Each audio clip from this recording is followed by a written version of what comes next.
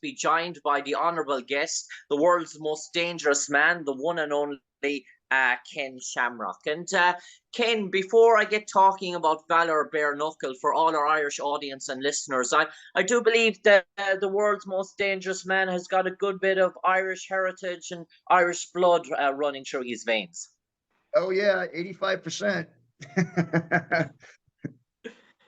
And did you always, Ken, did you always grow up knowing about that Irish heritage and that Irish ancestry and Irish blood? Was it made aware to you from the start how much Irish you really are? No, it wasn't, man. I grew up in group homes and didn't have much of a tree, a family tree. But when I did the blood work thing that they do on these trees things, it came back real positive. So I thought I was, in fact, most people thought I was Italian. So I just thought that's what I was. And then I didn't find out till I was in my 30s that I was actually Irish. Okay.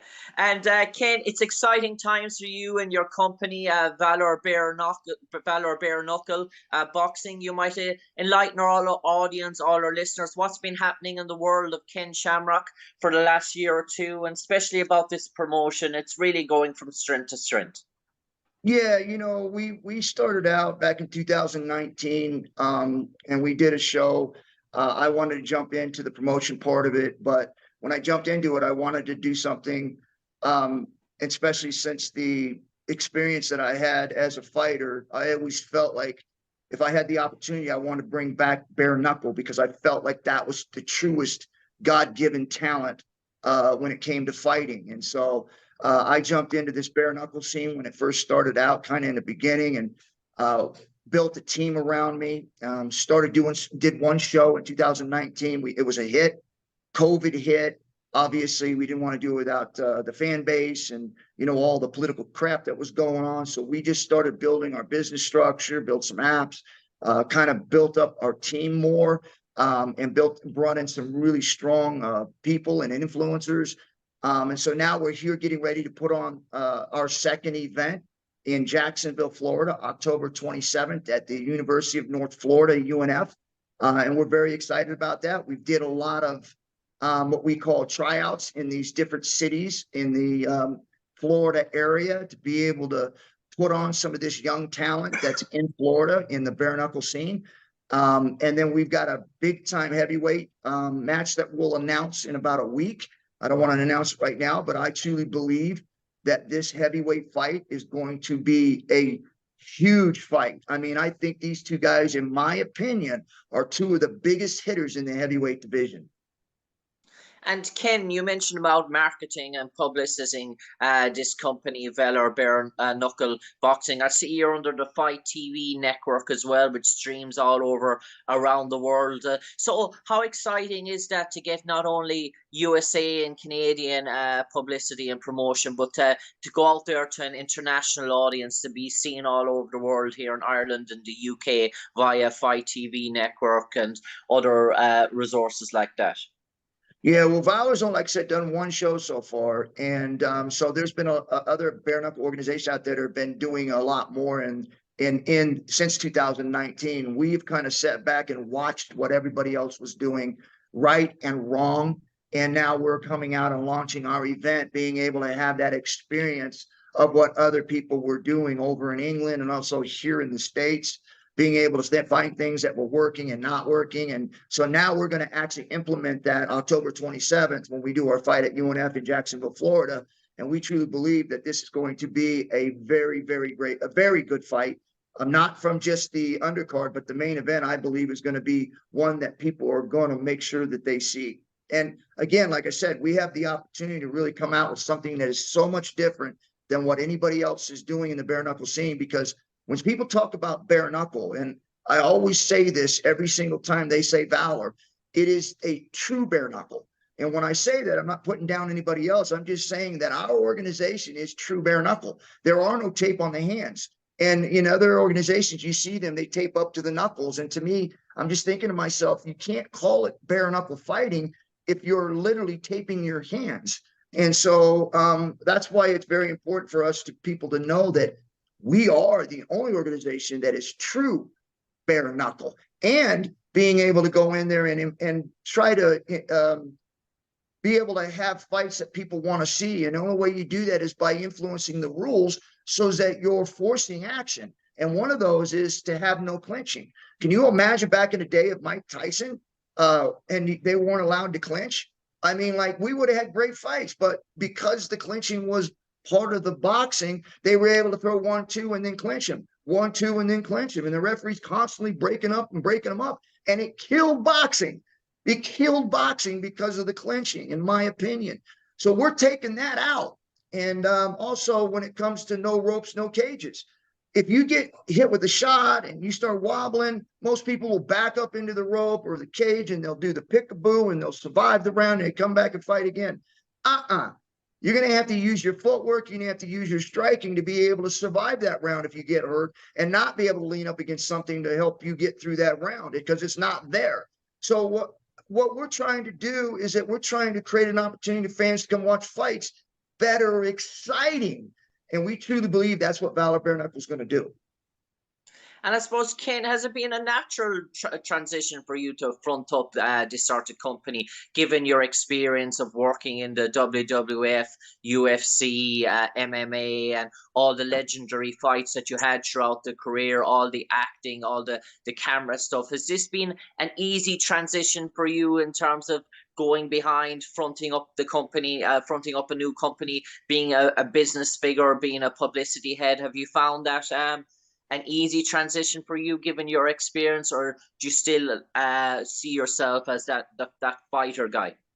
No, it wasn't easy. It's hard to sit outside and watch other guys go in and fight because I'm naturally a fighter at heart and I just love it. I've always loved it. And it was very difficult for me to walk away from it. It wasn't something I wanted to do. I just knew it was over. But it was hard, and it still is, to sit there and not be able to do it. But it is satisfying to know that I get to see other people follow their dreams and feel that satisfaction that they have inside of them, like I did when I was out there fighting. It was the world to me, and be able to see that through other fighters going and doing that. But I would say it wasn't an easy transition, even going from fighting into the business world. There was a lot of things I didn't know that I had to learn. I had to bring people in and surround me with really good people that I've been a part of for a very long time when it comes to the business part of it. But at the same time, I had an advantage too, because I also knew what the fans wanted to see when it came to fighting. And one of them is they wanted to see guys fight and hated the clinching. Every time somebody clinched, they booed. It's like, hey, let them fight. And so it was easy for me to go, okay, that was something the fans did not like, so I'm taking it out. Same when people lay on the rope. People were frustrated when you got guys doing the pickaboo and they're not fighting and they're using the rope to hold them up. And it's just like it slows the fight down. So I took that out of there. And then when it came to the striking part of it, me as a fighter knew that it wasn't safer when someone had a glove on their hand and they had tape underneath it and they were able to hit me 100 times and not hurt their hand. I knew that wasn't safe. And so as far as that safety part of it, I wanted to make sure that I could bring it back to being that safe part of fighting as much as you can when it comes to fighting. Obviously, everything's dangerous when you're fighting, but I'm just not going to sell that safety part of it where people talk about putting a glove on somebody and it being safer, because it's not.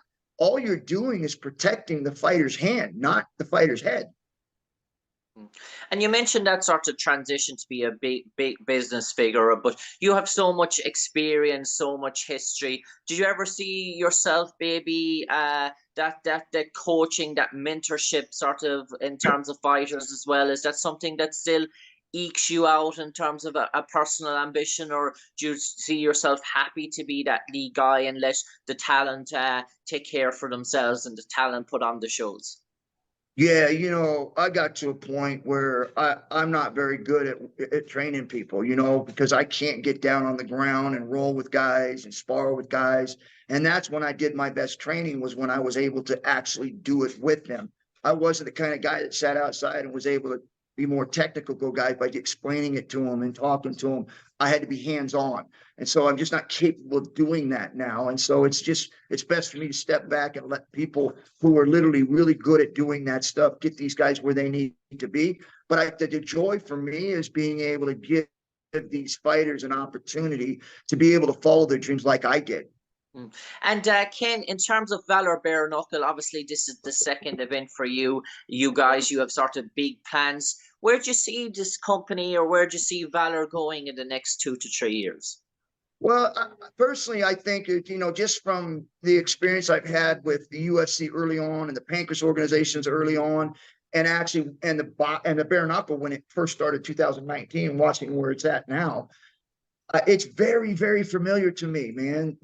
How all these steps are happening, it's so close and so similar to the no holds barred when UFC first came out, and when I was over in Japan fighting, and this new thing, the no holds barred thing came out, and how people were talking about how brutal it was, and it ain't gonna last, and it's barbaric. It is so similar to what they're saying about bare knuckle. But as soon as we can get the educational part out with the safety and all the things that go along with how hard it is to be so accurate in throwing punches with no gloves on so that you don't break your hand. It's just being able to get that stuff out there for people to understand. It's going to push that level like it did in no holds barred in the UFC to becoming, a $4 to $10 billion company, because people in today's world look at 3-second clips, 6-second clips on social media, Instagram, TikTok, and it's blowing up because people want that excitement now. And what bare knuckle does in 3 rounds, not 5 rounds and not 12 rounds, 3 rounds, it gives you that instant fight satisfaction now. And that's what people want right now, because if you look at social media and how it's set up, it's 3 to 6 to 12-second clips that people will watch over and over again. And that's what Valor Bare Knuckle is that fast-paced fight action. And I suppose, Ken, we all know the world's most dangerous man has traveled across the globe, nearly to every sort of continent. What were your sort of memories of your last time, I suppose, you came to visit us here in Ireland? I haven't been there in I don't know how long. It's probably been Okay. almost 30 years since I was there early days, and didn't really have the opportunity to stay long. But Okay. it's one place I do want to go. And Ken, do you sort of remember those great fights with Tito Ortiz and Dan Severn, and your time in the WWF with Vader and British Bulldog and Michaels and The Rock? Those sort of great memories. Did it almost seem like yesterday to you every time you wake up? Can you flash that sort of head, the memories, and you're back there all again? Yeah, when I see these clips and stuff like that, or they brought up, I look at it, it just seems like it went by so fast. Yeah. And Ken, in terms of that sort of time, there's so many sort of happy sort of memories for you, and obviously it sort of cemented your sort of legacy in terms of that. Do you feel fulfilled with everything you've achieved in your career? Do you feel satisfied? Is there no regrets for the world's most dangerous man? See, that's to me, I don't look at the world like that. I don't look at life like that. I look at the here and now, and I look at the things I've accomplished, and yeah, those are satisfying. But if you spend too much time on looking at that stuff, then you're not ready for the things that are in front of you. And I'm always prepared to do something more. I'm not done yet, even though I may not be that fighter or that world's most dangerous man anymore. But there's another life for me. There's another direction for me, and I've got to be focused on that. And I have to be really focused in order to get to where I want to go. And that's greatness. I did it when I was fighting, and nobody was going to stop me. And now I'm in this business world and promoting fights, and that's my vision, and nobody's going to stop me. And what's the physical health of the world's most dangerous man these days, Ken Shamrock, in terms of mobility, in terms of good physical health? Are you still fairly active in every day-to-day life surroundings? Has the injuries that you've taken and the bumps throughout your career, have they curtailed you any sort of bit, Ken? Are you in any bit of pain or discomfort these days? Let's just say that the life I'm living now is very, very slow and comfortable. And I suppose, Ken, finally, before I let you go, in terms of Valor Bare Knuckle 2, in terms of its promotion for all our fans, audience, listeners listening in here in Ireland and tuning in October the 27th on FITE TV, what can we expect to see in our sort of TV screens? Obviously, it's a new concept, new company, new sport. What should the Irish audience and entertainers should be have in store for them when they watch Valor Bare Knuckle 2? They're going to get to see finishes. They're going to see action every round, and you're going to get to see a resolution. It's not going to be like a draws or going the distance. These fights are going to happen, and they're going to happen fast. They usually go between 1 and 2 rounds, and somebody gets knocked out. Because it's bare knuckle and because it's so fast and you can't hide, there's nowhere to hide. So it is a fast paced action fights, and you will not be disappointed.